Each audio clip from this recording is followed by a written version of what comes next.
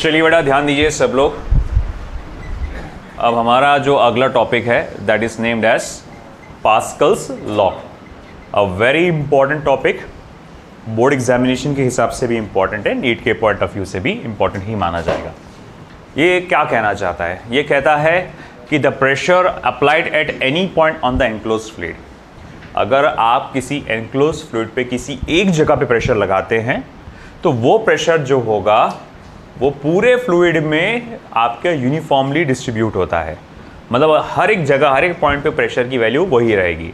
जिसमें आगे भी बढ़ता हूँ इसके, the pressure applied at any point on the enclose fluid at rest is transmitted equally and undiminished to every point of the fluid.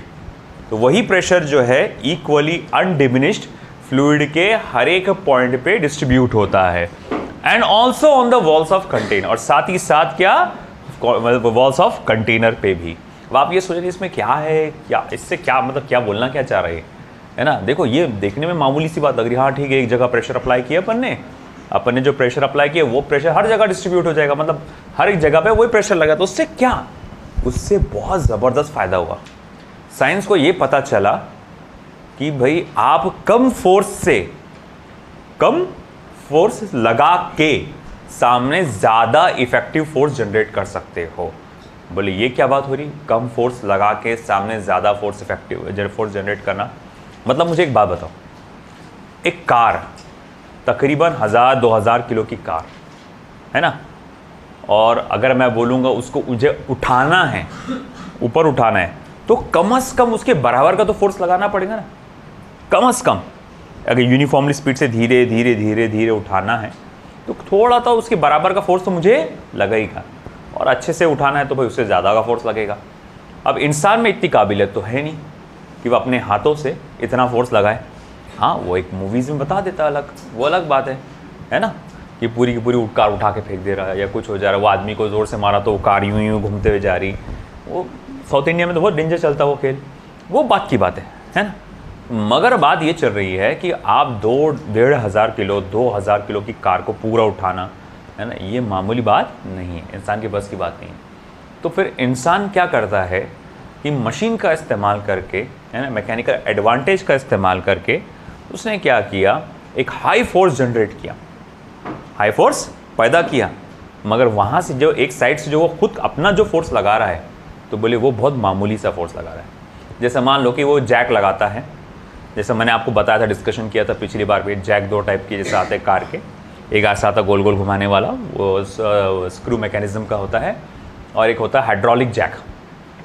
अब देखते हैं वो पंचर वाले के पास जाते हैं जो बड़े बड़े रहते हैं, वो लोग हाइड्रोलिक जैक का इस्तेमाल करते हैं ट्रक को उठाने के लिए, उसके लिए, है ना। तो हाइड्रोलिक जैक में क्या रहता है, बस आप ऐसा लगा देते हैं जैक, है ना, और बस एक डंडी होती है, और बहुत स्मूथली मैं ऐसे 2 उंगलियों से इसको कर सकता, है ना। अब मैं 2 उंगलियाँ कितने फोर्स लगा रही होंगी भैया, कितना फोर्स लगा, अरे बहुत ही कम। और मैं यूं यूं करके देखता हूँ पूरी कार उठते जा रही, ऊपर उठते जा रही, ऊपर उठते जा रही, है ना। तो इस तरह से हाइड्रोलिक जैक, हाइड्रोलिक लिफ्ट, यहाँ पर इसी प्रिंसिपल का इस्तेमाल करके हम लार्ज फोर्स जनरेट कर पाए हैं। अच्छा, आप लोग अभी देखो, आप तकरीबन तो बहुत कॉमन हो चुका है हाइड्रोलिक ब्रेक्स, यानी जिसको हम लोग डिस्क ब्रेक कहते हैं, है ना, बहुत कॉमन सी चीज़ हो चुकी है डिस्क ब्रेक। अब सब लोग ने साइकिल तो चलाई होंगे अराउंड, तो साइकिल चलाते वक्त आपने फील किया होगा, वो जो आप सादा ब्रेक लगाते हो तो वो एक सादा ब्रेक होता है, वायर मैकेनिज़्म वाला, स्प्रिंग मैकेनिज़्म वाला। तो जब आप लगा, तो मान लो आपको पता चला कि बहुत ज़ोर से मतलब गाड़ी से अच्छी साइकिल आपकी स्पीड में है, और अचानक से कुछ दिखता है, तो आप पूरी ताकत से क्या करते, ब्रेक लगाते। और अब जाहिर बात है उसमें कि जितनी ताकत से आप ब्रेक को दबाओगे उतनी ताकत से वो क्या करेगा, ब्रेक को जो ब्रेक क्या करेगा, साइकिल के जो पैडल से जो भी व्हील है उसको फ्रिक्शन फोर्स लगा के रोकेगा। मगर फिर बाद में जनरेट हुआ आपका एक डिस्क ब्रेक वाला सिस्टम। डिस्क ब्रेक वाला सिस्टम कैसा होता है कि भाई आप बस ज़रा सा फोर्स लगाते हो, है ना, आप गाड़ी चला रहे हो और किसी ने भाई गलती से सामने वाला ब्रेक दबा दिया, जिसको गाड़ी को डिस्क ब्रेक है, तो क्या हाल होगा उसको मालूम होगा। और ये एक्सपीरियंस तो तकरीबन सभी को आया होगा, है कि नहीं। रेती वेती पड़ी हुई है सामने, मान लो आपने जाते क्योंकि आजकल स्कूटीज़ में भी डिस्क ब्रेक आ गए, है ना, तो आप भाई सामने वाला ब्रेक दबा दिए गलती से, तो बस ऑन द स्पॉट गाड़ी स्लिप हो जाती है ना। ये एक्सपीरियंस सभी को आया हुआ है कि नहीं। तो भाई उसमें सिचुएशन क्या, आपको ज़्यादा फोर्स नहीं लगाना पड़ता, आप एक हल्का सा फोर्स लगाते हैं, जस्ट इतना, और आप देखते हैं जो ब्रेक एकदम से लॉक हो जाता है। जो ब्रेक के जो व्हील्स है वो एकदम से लॉक हो जाते हैं। अब ब्रेक के व्हील लॉक करने के लिए बहुत ज़्यादा फोर्स ज़रूरत है ना। अब अगर इतना ज़्यादा फोर्स ज़रूरत है तो वो आया कैसा? आपने तो बहुत ज़रा सा फोर्स लगाया है ना। तो ये सिर्फ इसी पास्कल्स लॉ की मदद से पता चला कि हम एक छोटे से फोर्स से एक लार्ज फोर्स जनरेट कर सकते हैं, है ना। थोड़ा सा ये जो बोलना चाह रहा है उस चीज़ को हम समझने की कोशिश करते हैं। जैसे कि फॉर एग्जांपल मैं एक कंटेनर ले लेता हूँ। कंटेनर में मैं एक पिस्टन लूँगा, ठीक है, ये भी एक पिस्टन है। मैं थोड़ा ये वाला पिस्टन बड़ा ले लेता हूँ,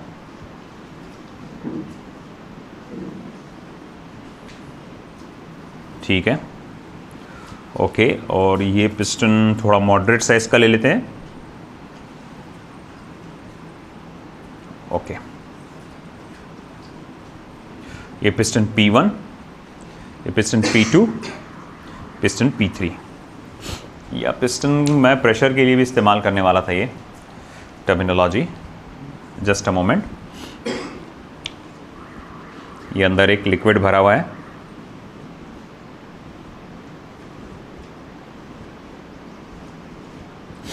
ओके। तो अब मैं क्या कर रहा हूँ, इस पर्टिकुलर पिस्टन P1 को मैं प्रेशर लगा रहा हूँ, मतलब अंदर दबा रहा हूँ मैं।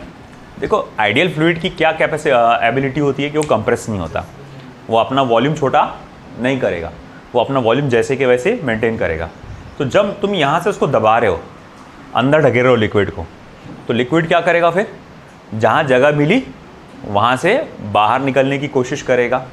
तो लिक्विड क्या करेगा, ये वाले पिस्टन P2 पे अपना फोर्स लगाएगा, साथ ही साथ ये वाले पिस्टन P3 पे अपना फोर्स लगाएगा।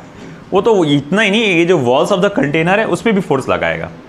अब चलो मान लो कि जैसे कि ये P1 मैंने पिस्टन के लिए लिया था, चलो मान लो यहाँ का प्रेशर भी P1 है, यहाँ का प्रेशर P2 है, यहाँ का प्रेशर P3 है, और यहाँ जो वॉल ऑफ द कंटेनर पे जो प्रेशर है वो कितना है, P4 है। तो मैं जानना ये चाहूँगा कि अच्छा ठीक है, ज़रा बताना तो भाई ये जो प्रेशर, इसको ज़्यादा प्रेशर फील होगा कि इसको कम प्रेशर फील होगा? ऐसा नहीं है। आप ये कहेंगे कि पास्कल्स लॉ ये कहता है कि आप जो प्रेशर लगाते हो वो पूरे कंटेनर के अंदर यूनिफॉर्मली डिस्ट्रीब्यूट होता है ना। तो मैं बोलूँगा यहाँ जो प्रेशर P1 है वो बराबर हुआ P2 के, वो बराबर हुआ P3 के, और वो बराबर हुआ P4 के। तो आपने जो प्रेशर लगाया इस पिस्टन पे या फ्लूइड पे, तो फ्लूइड ने क्या करा, चारों तरफ वो प्रेशर लगाया, वो डिस्ट्रीब्यूट किया उसने। और हर एक छोटे छोटे पॉइंट पे, चाहे पिस्टन बड़ा हो, चाहे पिस्टन छोटा हो, चाहे दीवार कोई क्यों ना हो सामने, हर एक जगह पे उसका प्रेशर कैसा है, इक्वली डिस्ट्रीब्यूटेड है। आई बात समझ में आपको ये? तो भाई हमने कहा कि अच्छा तो इसका फ़ायदा कैसे हो सकता है? अरे तुम देखो तो सही कहाँ फ़ायदा होगा। देखो जैसे कि हमारे पास जो अकॉर्डिंग टू सिलेबस हमें इसके दो एप्लीकेशन स्टडी करना है। एक एप्लीकेशन है आपका सबसे पहला हाइड्रोलिक लिफ्ट, है ना। हाइड्रोलिक लिफ्ट में इसका यूज़ कैसे होता है, हाइड्रोलिक लिफ्ट। अब देखो हाइड्रोलिक लिफ्ट में कैसा होता है यूज़ इसका। तो मैं यहाँ दो चेंबर्स लेता हूँ, ओके। तो मेरे पास ये दो चेंबर्स हैं और ये दूसरा वाला चेंबर, यहाँ पे मैं एक क्या करता हूँ, छोटा सा पिस्टन लगा देता हूँ। ये पिस्टन का साइज इस चैम्बर के पिस्टन के मुकाबले काफ़ी छोटा होगा। तो ये देखो ये दूसरा है, ओके। इसका area of cross section A1, इसका area of cross section A2, और इसमें एक फ्लूइड भरा हुआ है, ओके। यहाँ पे एक फ्लूइड भरा हुआ है, ओके, ठीक है। और इसमें मैं क्या करने वाला हूँ, एक गाड़ी रखने वाला हूँ, एक अच्छी खासी 2-2.5 हज़ार किलो की जो गाड़ी होगी, है ना। तो ये यहाँ पर रखी जाएगी। तो एक गाड़ी यहाँ रखने वाला हूँ मैं, और अब मैं क्या करूँगा, यहाँ पर फोर्स लगाऊंगा F1, ओके।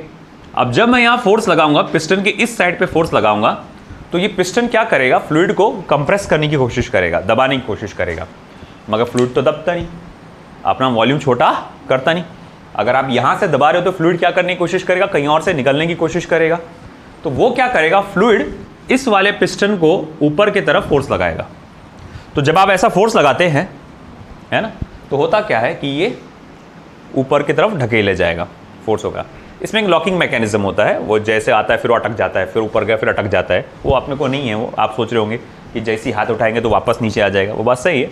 मगर आप कभी नोटिस करते होंगे कि आप जब ऐसा पुश करते हैं तो ऊपर जाता है, मगर जब वापस खींचते तो नीचे नहीं आता वो एक लॉकिंग मैकेनिज्म होता है। वो मशीनरी का कॉन्सेप्ट है, अगर आप इंजीनियरिंग करेंगे, मैकेनिकल इंजीनियरिंग करेंगे तो उसमें स्टडी में आएगा आपको, अपने को उस पर नहीं जाने का अभी फिलहाल। तो खैर हम लोग बात जो कर रहे थे कि मैंने फोर्स F1 यहाँ लगाया, मगर यहाँ फोर्स F2 लग रहा है। देखो अगर ये गाड़ी का मास m है तो ऑफकोर्स उसका वेट कितना होगा, mg, है ना। तो देखो यहाँ पर अगर आप चाहते हो उस गाड़ी को उठाना तो आपका force greater than equal to mg होना चाहिए, कम से कम उसके वेट के बराबर, कम से कम कार के वेट के बराबर। और जितना ज़्यादा हुआ तो अच्छा ही से अपना बात समझ में आ रही ना। तो मैं मिनिमम वाला बात चलता हूँ, मैं यहाँ पर मिनिमम का खेल खेल रहा हूँ। तो भैया मैं यहाँ मिनिमम वाला खेल खेलूंगा, मतलब क्या, मुझे फोर्स की वैल्यू कम से कम, अरे भाई बोलोगे किसके बराबर, वेट के बराबर होना चाहिए। अगर इस कार को उठाना है तो मुझे कम से कम उसके वेट के बराबर लगाना पड़ेगा। अच्छा ठीक है, तो उससे क्या, अब देखो तुम यहाँ खेल कैसा हो रहा है भाई। पास्कल लॉ ने क्या कहा है, अकॉर्डिंग टू पास्कल्स लॉ, भाई पास्कल्स लॉ ये कहता है कि जो आप जब आप किसी फ्लूइड पे फोर्स लगाते हैं तो ऑफकोर्स वहाँ प्रेशर भी जनरेट होगा, और वो प्रेशर पूरे बॉडी में, ये पूरे फ्लूइड में इक्वली डिस्ट्रीब्यूट होता है। तो मैं बोलूँगा अच्छा ठीक है, मैंने यहाँ जब फोर्स लगाया था तो उसकी वजह से जो प्रेशर जनरेट हुआ था वो P1 होगा, और फ्लूइड ने जब यहाँ पिस्टन पे फोर्स लगाया तो उसकी वजह से जो प्रेशर जनरेट हुआ वो P2 हुआ होगा। तो बोले अच्छा ठीक है, बोले भाई आगे क्या, P1 को क्या लिख सकते हैं, F1 अपॉन A1, है ना। P2 को क्या लिखा जा सकता है, F2 अपॉन A2। अच्छा ठीक है, फिर आगे क्या, तो मैं यहाँ लिख सकता हूँ देखो F2 is equals to A2 upon A1 into F1। अच्छा इससे मुझे क्या पता चल रहा है, ये फॉर्मूले से मुझे क्या पता चल रहा है। देखो भाई ऐसा है, एक बात तो जाहिर बात है, अगर तुम चाहते हो इस पर ज़्यादा फोर्स लगाओ तो तुम यहाँ पर फोर्स F1 बढ़ा दो, F2 is directly proportional to F1, ये तो समझ में आ रहा है। मगर तुम बोलेंगे सर मेरे पास कैपेसिटी है ही नहीं, भाई मैं खुद कुल मिला के 60-70 किलो का, वो गाड़ी 2000 किलो की, मैं उतना फोर्स कहाँ से लगाऊंगा इसके ऊपर, मेरे पास कैपेसिटी नहीं है इतना फोर्स लगाने की। तो तुम F1 बढ़ा नहीं सकते, तुम्हारी लिमिट ख़त्म हो गई। अच्छा ठीक है, मतलब F1 की कैपेसिटी है, आप इससे ज़्यादा नहीं लगा सकते। अच्छा आप बोलेंगे सर आपने लिमिट लगा दी है, F1 को बढ़ा नहीं सकते, मगर F2 तो ज़्यादा से ज़्यादा चाहिए। तुमको F2 क्या चाहिए, बड़ा, अरे भाई ये कार तो 2000 किलो की है ना, वो तो तुमको ज़्यादा से ज़्यादा चाहिए। तो बोले अब क्या करूँ मैं, तुम A2 अपॉन A1 बढ़ा दो। अच्छा A2 अपॉन A1 कैसे बढ़ा सकते, A2 को ज़्यादा से ज़्यादा रखो, A1 को कम से कम रखो। तुम A2 को जितना ज़्यादा करोगे और A1 को जितना कम करोगे उसको उतना ज़्यादा फायदा हो जाएगा आपका, है ना।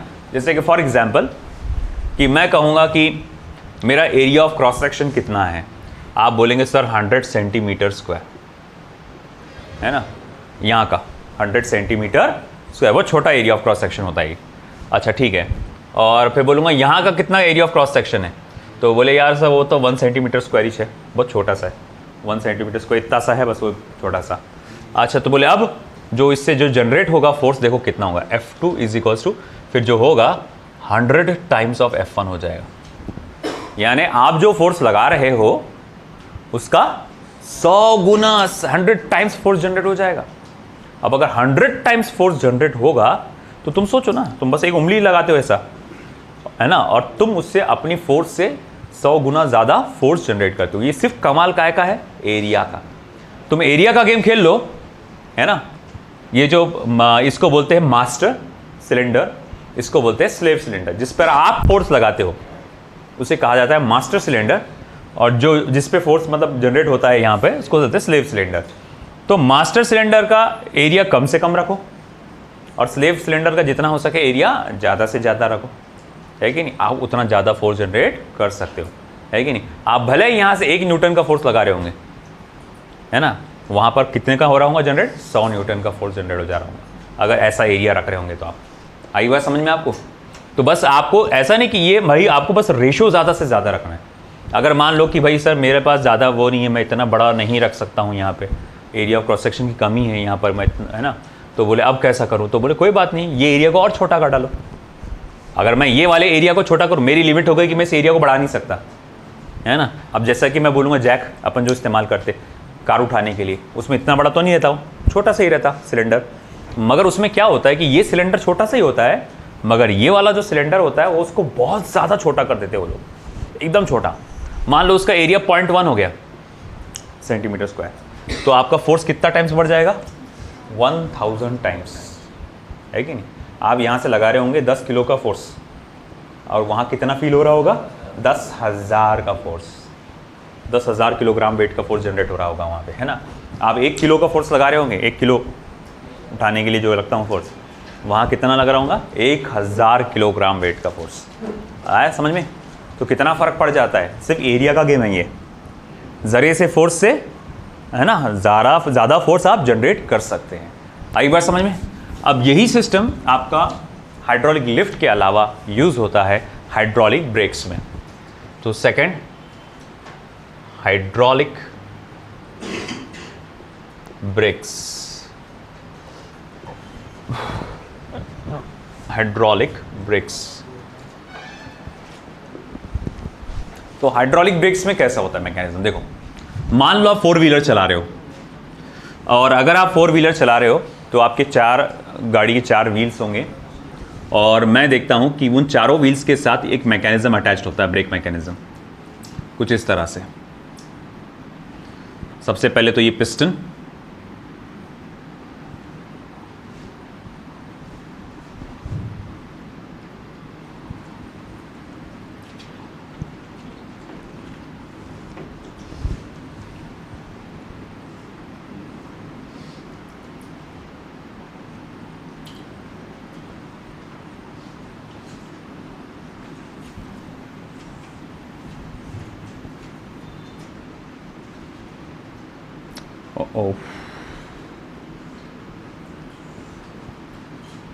थोड़ा और आगे,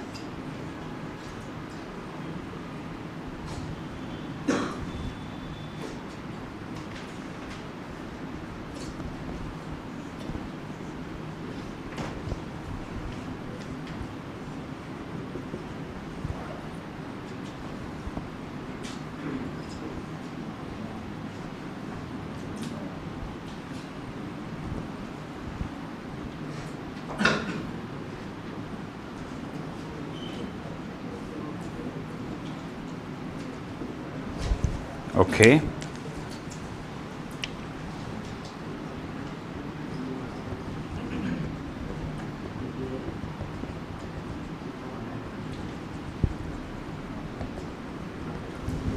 तो देखो बेटा, ये hydraulic breaks of a car का मैं यहाँ बात कर रहा हूँ। कार आप सोचो कितनी स्पीड से जा रही है, 100 की स्पीड से, 60 की स्पीड से जा रही है, अचानक कुछ चीज़ सामने आ जाती है, अचानक कोई ट्रक सामने आ गया, आप फ़ौरन से ब्रेक दबाते हैं, ऑन द स्पॉट गाड़ी के ब्रेक्स लग जाते हैं, हालांकि गाड़ी स्किड होते जाएगी, है ना, आगे, मगर ब्रेक्स तो लॉक हो जाते हैं, और टायर का जो रोलिंग मोशन है वो तो स्टॉप हो जाता है, और अब वो आगे घसते हुए जाती है बस।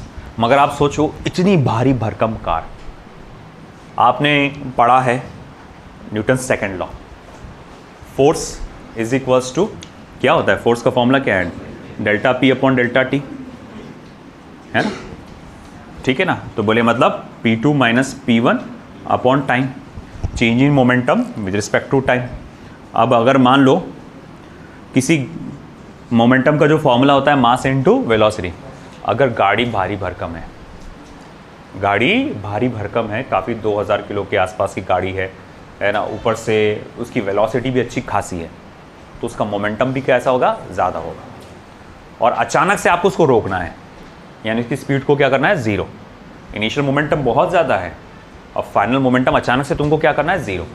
तो उसके लिए फोर्स का जो रिक्वायरमेंट होगा वो कैसा होगा, बहुत ज़्यादा होगा, है ना, क्योंकि इनिशियल मोमेंटम बहुत ज़्यादा था, फाइनल मोमेंटम 0 करना है। अब आपको चेंज इन मोमेंटम भी कैसा रहेगा, बहुत ही ज़्यादा रहेगा, तो उसके लिए जो फोर्स का रिक्वायरमेंट रहेगा वो कैसा रहेगा, बहुत ज़्यादा रहेगा। अब भाई इतनी तेज़ चलती हुई भारी भरकम गाड़ी को रोकने के लिए इतना ज़्यादा फोर्स लगने वाला है, हम कैसे लगाएंगे इतना सारा फोर्स। आपने देखा होगा कि हमारी गाड़ियाँ जो होती है, कार्स के पास एक, जैसा कि आपकी बाइक में आपको एक डिस्क होती है, अगर आप नीचे व्हील के पास देखेंगे तो वहाँ पर भी बिल्कुल वैसी ही एक डिस्क होती है, और वहाँ पर ब्रेक पैड्स करके इस्तेमाल किए जाते हैं, है ना। आप जब ब्रेक लगाते हैं तो वैसी वो लग जाता है फ्रिक्शन।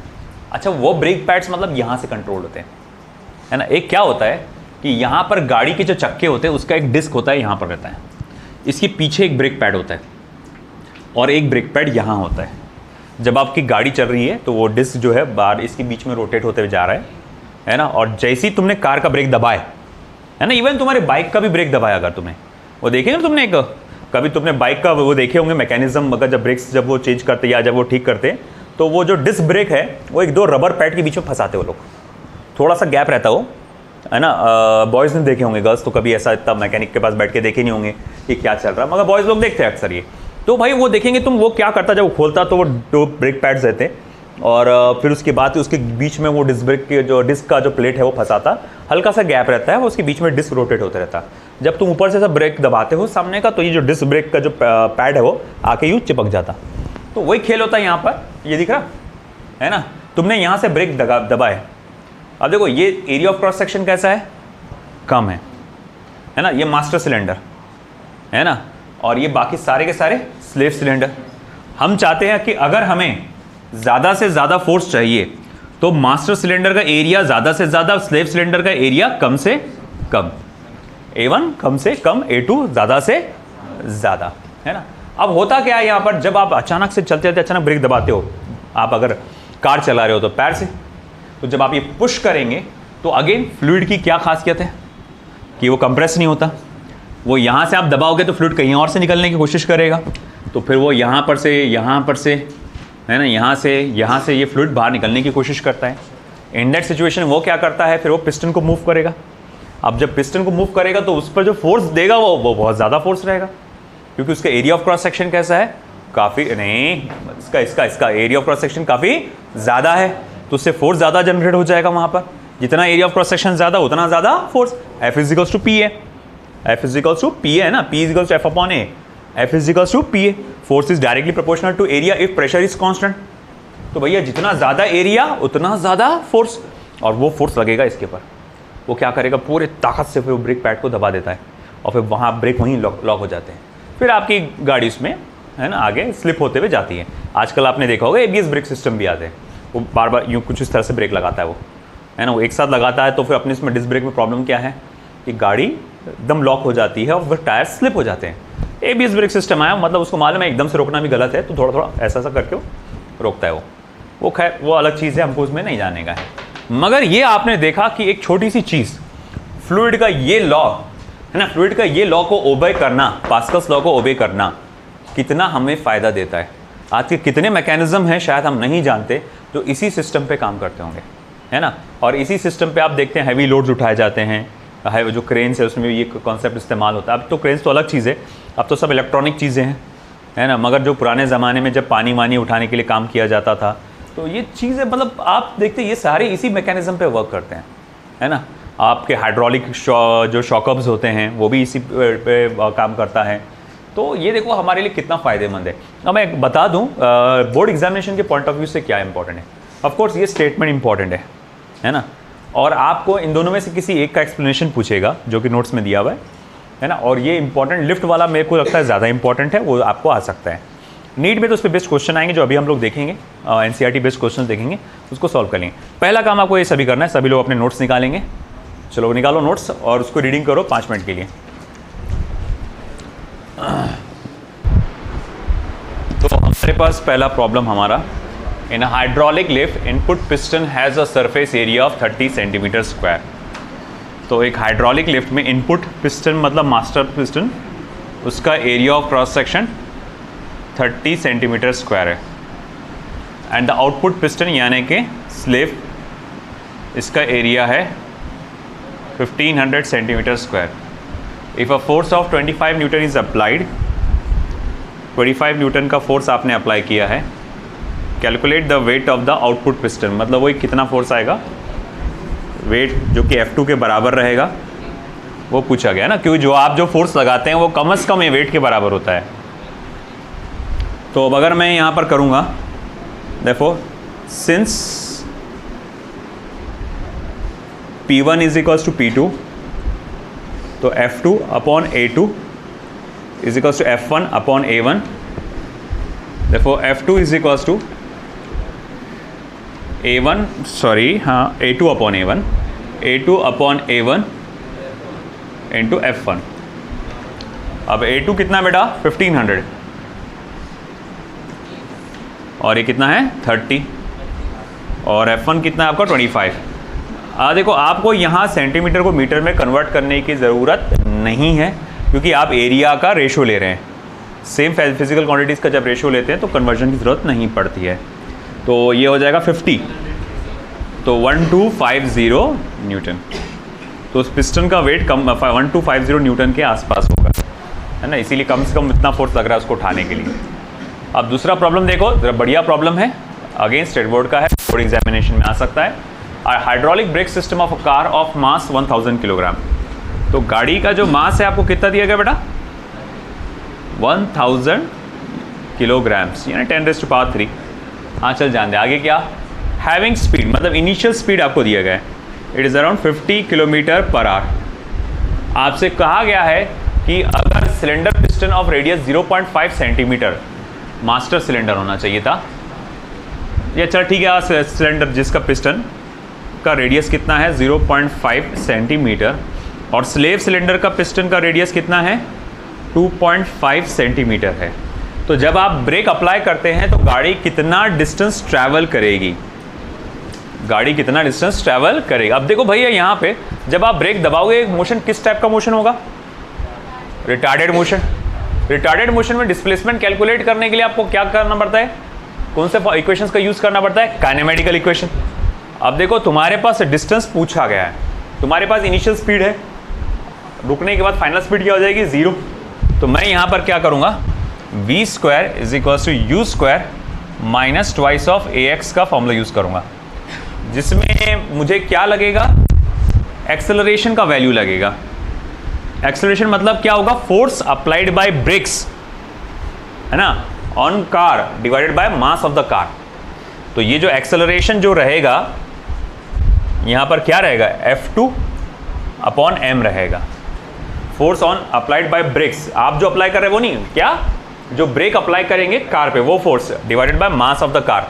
अब सवाल उठा यार ये कितना फोर्स अप्लाई कर रहा मैं, तो देखो निकालो, by Pascal's law F2 = A2 upon A1 into F1 that is equals to pi R2 का स्क्वायर पाई R1 का स्क्वायर इंटू F1। ये कैंसिल हो गया, the F2 = R2 upon R1 का होल स्क्वायर इंटू F1। अच्छा R2 कितना बेटा 2.5 upon 0.5 का होल स्क्वायर इंटू F1। अच्छा एक बात बता, 0.5 मतलब क्या 1/2, वो 2 जाएगा ऊपर 2.5 से मल्टीप्लाई होगा, क्या बनेगा 5 और 5 का स्क्वायर क्या हो जाएगा 25। देखो F2 = 25 multiply by F1। F1 कितना है रे 100 न्यूटन। अरे ये तो लिखा ही नहीं मैंने यहाँ पे लिस्ट में। तो F1 जो आप लगा रहे हो 100 न्यूटन का फोर्स लगा रहे हो, तो देखो F2 = हाउ मच 2500 न्यूटन। सही है, चलो ये पता चल गया मुझे कितना फोर्स मैं लगा रहा हूँ। तो एक्सेलरेशन कितना हो जाएगा देखो F2 अपॉन m यानी कि 2500, mass of the car is how much 1000 यानी कि 2.5 मीटर पर सेकेंड स्क्वायर। चलो ठीक है, देखो फ्रॉम 1 अगर मुझे स्टॉपिंग डिस्टेंस निकालना है तो मुझे देखना पड़ेगा 0 का square is equals to u² minus twice ax, twice of ax is equals to u का स्क्वायर। अच्छा एक्सेलरेशन कितना आ रहा है आपका 2.5 इंटू x। अच्छा इनिशियल वेलोसिटी कितना है 50, मगर वो काय में है किलोमीटर पर आवर में है, मुझे इसे मीटर पर आवर में कन्वर्ट करने के लिए 5/18 से मल्टीप्लाई करना पड़ेगा टू द स्क्वायर। अच्छा ठीक है, अब ऐसा है कि चलो अब आगे ये हुआ कि 2.5 और 2 मिलकर कितना हो गया 5। अच्छा 5 मल्टीप्लाई बाय 50 मल्टीप्लाई बाय 5 कितना हो जाएगा ये 250 और 250 का स्क्वायर कितना होता 265, 25 का स्क्वायर होता 625, उसके आगे 2 जीरो लग जाएंगे 62500, तो वो हो जाएगा इंटू एक्स इजिकल्स टू 62500। अच्छा, डिवाइडेड बाय 18 का स्क्वायर कितना, स्क्वायर चाहिए 18 का स्क्वायर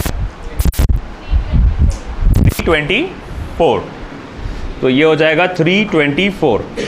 अब देखो भैया यहाँ पर, तो अब इसको करो यहाँ पर डिवाइड, क्या आ रहा है देखो, x की वैल्यू कितनी आ रही, 62500 डिवाइडेड बाय 5 डिवाइडेड बाय 324।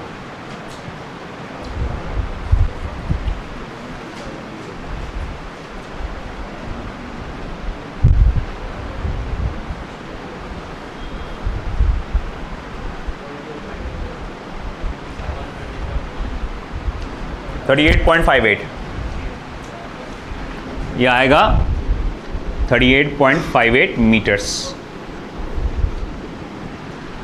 ये आएगा 38.58 मीटर्स। तो आपकी गाड़ी इतना डिस्टेंस ट्रैवल करके जाएगी, 38.58 मीटर्स। लिख लो।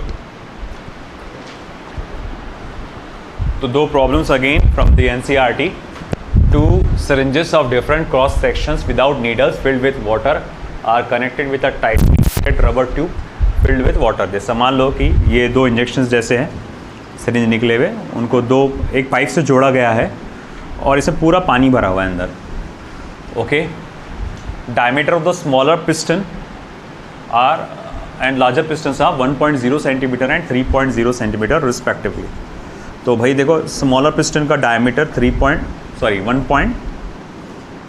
1.0 सेंटीमीटर और लार्जर पिस्टन का diameter 3.0 centimetre. Okay, find the force exerted on the larger piston when 10 newton of the force is applied. तो आपने कितना फोर्स लगाया, 10 न्यूटन का। वो बोल रहा है कि लार्जर पिस्टन पे कितना फोर्स एक्सर्ट होगा। साथ ही साथ ये भी पूछा उसने, if the smaller piston is push through distance of 6 centimetre. अगर मान लो कि स्मॉलर पिस्टन 6 सेंटीमीटर का डिस्टेंस ट्रैवल करता है, तो how much distance will the larger piston move. तो x2 की वैल्यू क्या होगी। बहुत आसान है, देखो सिंपल सी बात है कि सबसे पहला जो जवाब है वो कैसे निकलेगा। F2 इज इक्वल्स टू क्या आएगा आपका, A2 upon A1 into F1। Okay, A2 यानी कि पाई R2 का स्क्वायर अपॉन पाई R1 का स्क्वायर इंटू F1, या जिसको आप लिख सकते हैं R2 अपॉन R1 का होल स्क्वायर इंटू F1। जो रेडियस का रेशियो होता है वही डायमीटर का भी रेशियो होता है। तो R2 अपॉन R1 की जगह मैं क्या लिख सकता हूँ, D2 अपॉन D1 का होल स्क्वायर इंटू F1। अब D2 कितना है बेटा, 3, D1 कितना है 1, तो 3/1 का होल स्क्वायर इंटू F1 कितना है आपने लगाया हुआ 10 न्यूटन। तो कुल मिला के F2 कितना हो जाएगा बेटा, 90 न्यूटन्स। तो आप जब यहाँ फोर्स लगा रहे हो 10 न्यूटन का, आप यहाँ फोर्स लगा रहे हो 10 न्यूटन का, यहाँ आउटपुट में जो फोर्स मिलेगा वो कितने का मिलेगा, 90 न्यूटन्स का मिलेगा। ये हो गया पहला जवाब। दूसरा ये बोल रहा है कि भैया कितना डिस्प्लेसमेंट होगा इसका। देखो हमने कहा कि लिक्विड तो कंप्रेस हो नहीं सकता, तो बोले इसका मतलब क्या, जितना लिक्विड का वॉल्यूम, जितना वॉल्यूम ऑफ लिक्विड यहाँ से निकला होगा उतना ही वॉल्यूम ऑफ लिक्विड यहाँ पर एंटर हुआ होगा, है कि नहीं। तो मैंने क्या बोला यहाँ पर कि यहाँ का वॉल्यूम, जैसे सॉरी लिक्विड कभी क्या होता है, कंप्रेस नहीं हो सकता, अपना वॉल्यूम छोटा कर सकता क्या, वो साइज छोटा कर सकता क्या, वो नहीं, लिक्विड अपना साइज छोटा नहीं कर सकता। मान लो मैंने इस इंजेक्शन में से 1 लीटर पानी बाहर निकाल दिया, 1 लीटर नहीं 10 ml पानी मैंने बाहर निकाल दिया, है ना। मैं बोलूँगा 10 ml पानी यहाँ से बाहर निकला है, तो भाई इसके अंदर भी कितना एंटर हुआ होगा, 10 ml, है ना। तो जितना आपका वॉल्यूम आउट होता है उतना ही वॉल्यूम इन होता है। तो मैं यहाँ लिखूँगा सेकेंड पार्ट के लिए, volume of liquid out is equals to volume of liquid in. अब वॉल्यूम ऑफ लिक्विड आउट कैसे पता लगाएंगे आप, area of cross section into displacement, और ये भी आएगा area of cross section into displacement. अच्छा, एरिया ऑफ क्रॉस सेक्शन इसका वो आएगा, वही सिंपली वही फिर से मामला आएगा। मुझे क्या चाहिए, x2 चाहिए ना, तो x2 इज इक्वल्स टू हो जाएगा फिर आपका A1 upon A2 into x1, यानी फिर से पाई R1 स्क्वायर करना पड़ेगा, तो R1 अपॉन R2 का होल स्क्वायर इंटू x1। और जैसे कि मैंने कहा कि जो डायमीटर का रेडियस का रेशियो रहेगा वही डायमीटर का भी रहेगा, तो x1 अपॉन x2 कितना आएगा 1/3 और उसका होल स्क्वायर क्या हो जाएगा 1/9 और x1 कितना था 6 सेंटीमीटर। तो देखो 3 3 ज़ा 3 2 ज़ा तो x2 इज इक्वल टू कितना हो जाएगा 2/3 कितना होगा 0.66 सेंटीमीटर है ना। तो 0.67 सेंटीमीटर ये x2 आ जाएगा। अब ये प्रॉब्लम देखो, in a car lift compressed air exerts a force F1 on a small piston having radius of 5.0 centimeter. The pressure transmitted to a second piston of radius 15 centimeter. If the mass of the car to be lifted is 1350 kilogram, calculate F1. इस बार F1 निकालना है, हमेशा अपन F2 निकाल रहे थे, इस बार F1 निकालना है ना। याद रखना by Pascal's law P1 is equals to P2, F1 upon A1 is equals to F2 upon A2। क्योंकि इस बार F1 निकालना है तो F1 इज इक्वल्स टू क्या आ जाएगा F2 multiply by A1 upon A2। F1 is equals to F2 pi R1 का square upon pi R2 का square. Therefore F1 is equals to F2 कितना है अपना 1350 इंटू 10, ठीक है। R1 अपॉन R2 का होल स्क्वायर, R1 कितना है बेटा अपना 5, R2 कितना है 15 का होल स्क्वायर, 5 1 ज़ा 5 3 ज़ा और ये हो जाएगा 9। देखो F1 is equals to 1350 into 10 upon 9। Therefore F1 is equals to, देखो फिर कितना आता है 1350 इंटू 10 अपॉन 9।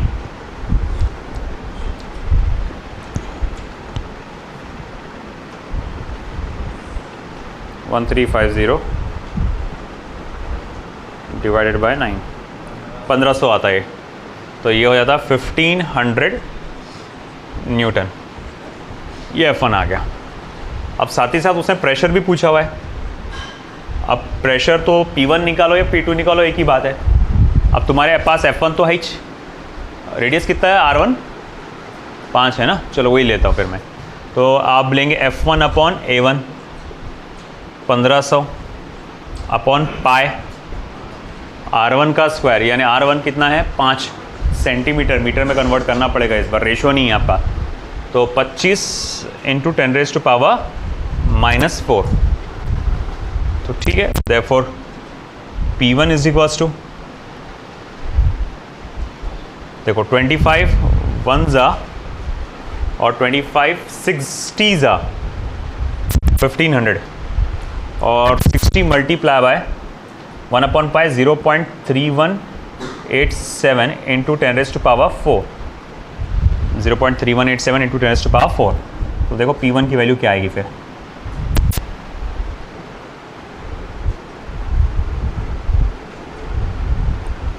(3187 इंटू 60) 19.122